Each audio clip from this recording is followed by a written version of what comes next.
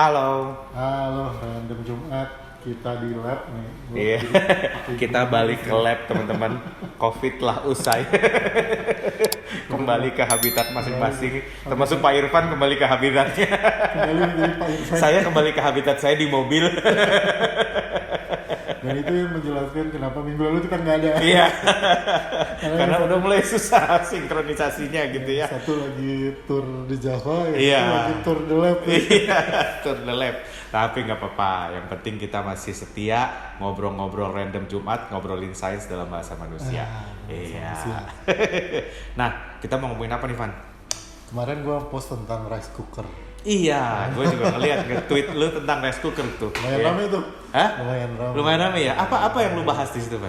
Gue cuma bilang kan oh ya sebenarnya selamat puasa teman-teman. Oh iya, selamat puasa ya. Ya kan kalau bulan puasa kita bangun sahur gitu kan pengennya nasi anget gitu Iya. kan jam 3:30 pagi gitu kan nggak mungkin masak nasi dulu gitu. Iya. Enaknya kan nasi udah tinggal buka. Nah itu karena itu gue melihat kayaknya orang harus tahu siapa pencipta rice cooker gitu. Terus siapa? Coba ceritain dong. Pak Minami namanya, nama depannya gue lupa, gue tulis sih tapi nama Pak Minami itu dari perusahaan Koshinsha. Orang Koshinsha itu ya, itu partnernya Toshiba.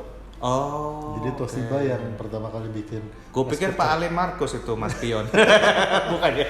Itu rice cooker yang produk Indonesia. Yang aslinya dari Jepang gitu ya. Oke, terus? Nah itu, dan ternyata rice cooker itu teknologinya dari tahun 1955 sampai sekarang rice cooker itu teknologinya nggak berubah banyak gitu. Oh. Jadi kayak udah mateng gitu nasinya, nggak teknologinya. Ya udah gitu, jadi sama gitu aja gitu. Nah, gue tuh ada pertanyaan, Van, ya, yang mungkin bisa dibahas gitu ya. Kan kalau kita mencet rice cooker dia mateng gitu. Iya. Bukan, dia nyala lampunya gitu ya, nyala cook gitu ya cook. kan. Terus tahu-tahu kalau nasinya udah mateng, ting dia mati. Nah. Itu tuh gimana sensornya sih? Apakah sensor humidity apa sensor apa gitu? Itu yang gue baca itu sebenarnya udah lama ya, dan gue cuma pengen orang-orang tahu aja gitu, makanya gue share gitu.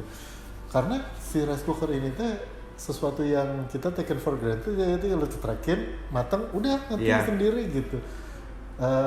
Ternyata waktu orang pertama kali Pak Minami ini mikir, dia pertama kali mikir itu adalah dia tes dulu dengan masak nasi pakai ini pakai itu. Pertama yang masuk di kepala adalah timer. Pakai timer. Ternyata sekian menit matang gitu. Menit, katanya 20 menit nasi itu harus direbus 20 menit. Setelah itu dikukus, di steam gitu. Baru itu nanti matangnya enak gitu. Jadi ya udah timer aja gitu. Tapi ternyata kalau airnya banyak atau berasnya lain kan lain timingnya gitu, nggak 20 menit. Gimana gitu. Coba kalau dulu kita stick sama teknologi yang itu, sekarang di rice cooker itu tombolnya banyak. Beras Cianjur, Pandanwangi, 15 menit, 17 menit gitu ya. Rajo lele gitu. Barai Solok gitu. Untungnya tuh ketemu tekniknya, dia bilang ya ternyata sederhana.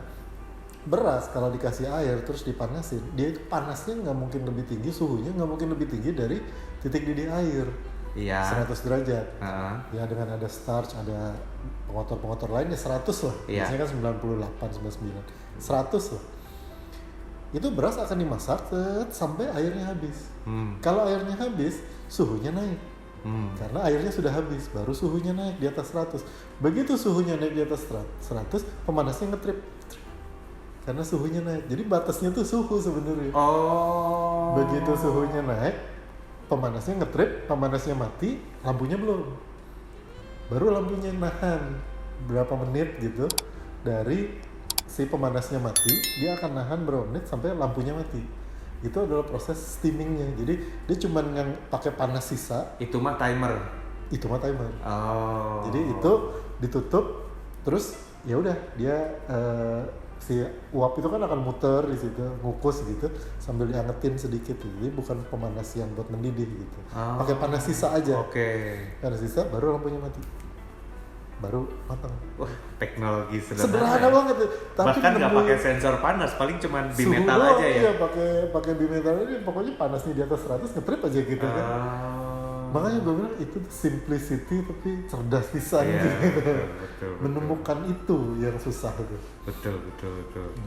Paling ya perkembangan teknologinya kan setelah dari cook pindah ke warm gitu ya, jadi ya pemanas penghangat. Iya. Nah, karena uapnya naik, terus biasanya kan tutupnya juga besi ya. Iya. Tutupnya kondensasi netes ke nasi cepet basi. Iya. Caranya gimana supaya nggak cepet basi ya tutupnya dikasih pemanas, jadi uap airnya naik kena tutupnya, dia nggak dingin, dia tetap panas, muter lagi panasnya di situ. Oh, itu sebabnya ada copotannya atapnya itu. Nah, yang kondensasinya dikasih aja lubang sedikit jadi keluar uapnya. Oke. Perkembangan teknologi cuma itu doang gitu. Yang lain-lain mah praktis ya. Kalau kita lu pernah punya restoran kan, punya rice cooker yang tutupnya tutup kayak tutup panci gitu. Iya. Itu mah gitu aja. Gitu. Menarik. Lah, kalau rice cooker sama magic jar, magic comb, bedanya apa? Beda. Kalau magic jar itu dulu misah sama rice cooker. Jadi dulu teh tahun berapa ya? 90-an gitu.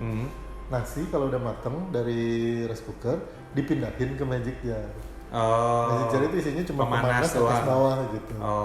Kalau magic comb digabung. Si magic jar sama rice cooker bergabung. Berarti bedanya apa? Bedanya magic comb itu rice cooker yang tutupnya panas. Tutupnya panas. Tutupnya ada pemanasnya. Kalau rice cooker biasa kan zaman dulu kita pakai Cosmos atau kan tutupnya kayak tutup panci aja bisa. Nah, ini mah tutupnya yang kayak sekarang yang kita punya tuh. Itu kan jadi magic comb. Itu jadi magic comb. Jadi dia dari cook ke warm gitu. Switchnya gitu. Oh iya ya, gue baru ingat ya Cosmos zaman dulu itu tutupnya tutup panci. Belum ada penampung steam di pinggir itu ya. Di rumah ibu gue itu tutupnya udah hilang kemana pakai tutup panci. Tapi masih bagus itu jadi pakai tutup panci aja. Iya. Nanti kalau udah matang dia kletek. Iya betul kletek goyang ya. Iya.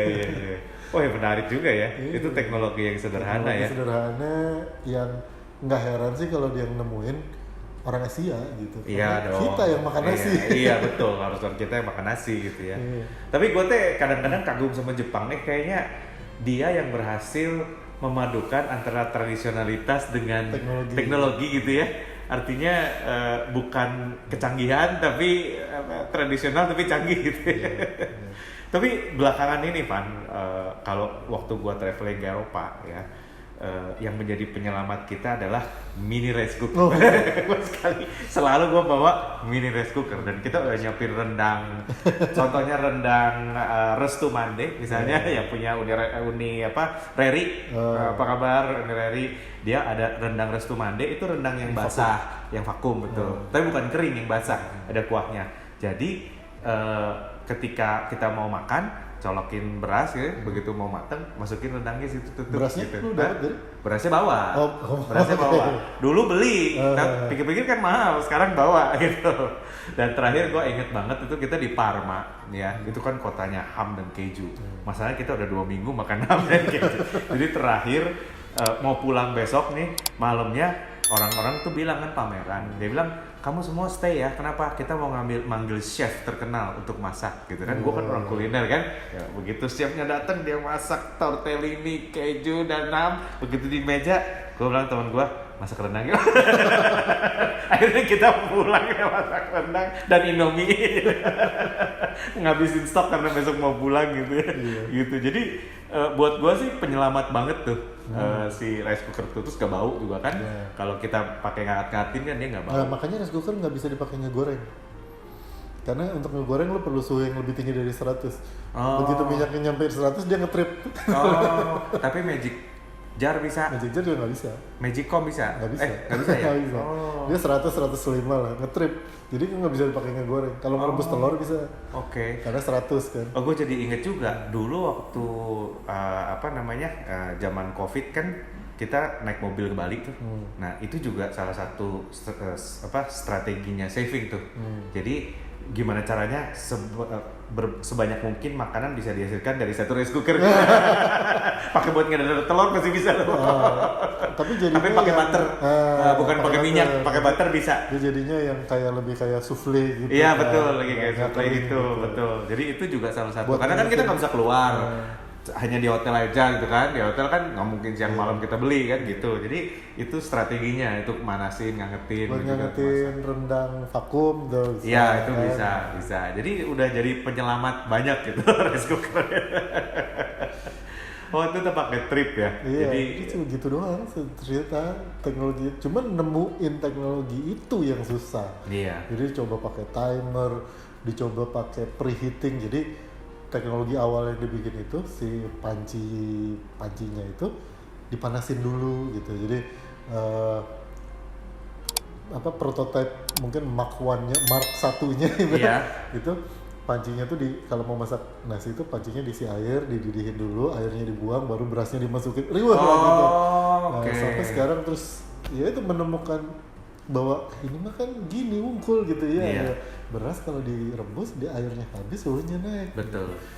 Nemuin itu Nah, ya. dan gue juga jadi inget waktu gue tinggal di Austria ya, gue kan tinggal di rumah temen, rumah yang disewain gitu untuk terus abis gue pergi dia laku tuh, orang Cina datang ke situ tinggal lama, orang Jepang, orang apa. Terus gue tanya, apa kunci sukses lu kok rumah lu setelah gue tinggalin bisa laku terus? Gara-gara ini dia buka lemari rice cooker yang gue tinggal. Karena kan gue nggak mungkin bawa pulang tuh rice cooker. Gue tinggal di situ, gue bilang gue taruh deh. Ternyata begitu orang Cina survei mau tinggal di situ sebulan, dia lihat lemari, oke gue di sini aja deh. Ada rice cooker. Iya, jadi macam-macam. Orang Brazil juga katanya. Oh iya, orang Brazil juga Orang makan Brazil nasi. juga makan nasi kan. Jadi Iya. orang Brazil pun sempat tinggal di situ lama dan dia bilang ya dia lihat rice cooker itu, oh ya itu alat apa pertama kali orang-orang Austria, oma-opa Iya, itu iya, ngeliat iya. ini kamu bawa apa gitu. Udah pokoknya dia tancepin gini. Rice cooker. Menarik ya. Itu ciri khas ya. Penanda apartemen pernah disewa sama orang Asia ya. Iya. Ada Asianya rice cookernya Asianya gitu. Asia Timur, Asia Tenggara. Iya, Asia Timur, Asia Tenggara gitu ya. Ada nggak rice cooker khas Indonesia ya? Nah itu tuh itu pertanyaan juga tuh. Jadi rice cooker yang bisa masak nasi khas Indonesia gitu. Nasi Karena liwet dong. Rice cooker buat nasi liwet kan ya bisa sih, Iya. buat nasi liwet juga bisa. Cuma buat misalnya buat beras merah gitu. Itu suka miss tuh kalau pakai rice cooker. Iya betul. Suka Kalau meleset. beras merah. Kalau teknologi nasi liwet kan dari dulu Castrol. Saingannya Shell itu. Namanya Castrol, cap Namanya buaya. Castrol iya yang itu. Itu harus Itu cap- Castrol itu. Capnya tuh selalu reptil, kalau nggak buaya komodo. Jadi Castrol itu namanya ya. Nah, tapi ya memang khas banget ya rice cooker itu ya. Iya. Merek apa yang pernah lu punya? Lu inget? Cosmos. Yang Cosmos, pertama ya? mah Cosmos. Terus yang Cosmos. sekarang kan Yongma. Philips. Oh Philips. Oh Philips. Kayaknya Philips gue juga lupa. Philips. Mas Pion banyak. Yongma sekarang. Yongma ada ya. terkenal, Yongma banyak. Ya. Sama itulah apa sih namanya tuh yang tutupnya warna biru putih bentuknya kayak, kalau gue bilangnya, kalau gue lihat itu di toko gue bilangnya itu kayak apa, robot ubur-ubur. Iya tahu. Apa yang namanya itu teh? Denpo. Bukan ya? Itu sejenis-jenis Iya. itu. Tapi Cosmos, kalau ada museum kuliner Indonesia, itu Cosmos tutup panci itu mesti jadi salah satu di Sulingnya ya. Gue jadi inget bentuknya dulu waktu gue kecil, badannya putih, listnya hitam kan, Iya. tutupnya tutup panci. Tutupnya tutup panci. Logo Cosmos, lampunya satu kan gitu. Colokannya di depan. Coloknya di depan betul. Itu the ultimate rice cooker pertama yang kita lihat gitu ya. Kalau orang zaman dulu bikin nasinya pakai kukusan tuh, yang bawahnya ada dari kuningan ya. Kuningan atau sekarang Nah. aluminium ada. Iya, kalau teman-teman langsang ya. Dandang. Oh, itu kalau pakai dandang. Satu lagi pakai kukusan bambu yang Iya, kerucut pakai, gitu loh. iya. Namanya apa sih? Asupan. Asupan betul kalau Sunda. Kalau di Jogja masih ada tuh di gudeg pawon. Nah, masak nasinya pakai itu. Nah, teman-teman punya pengalaman apa nih sama rice cooker? Pernah keluar negeri bawa rice cooker atau ditangkap di bea cukai gara-gara dikira menyelundupkan sesuatu gitu? Rice cooker. Bisa komen di bawah ya. Iya. Pengalamannya tentang rice cooker. Terima kasih udah dengerin Random Jumat. Terima kasih juga untuk Pak Minami yang menciptakan rice cooker. Iya, terima kasih Pak Minami. Arigatou gozaimasu. Karena Anda saya bisa makan rendang di Italia. Jangan lupa subscribe, like, dan tulis komen-komen di bawah. Kita ketemu di Random Jumat berikutnya. Bye. Bye.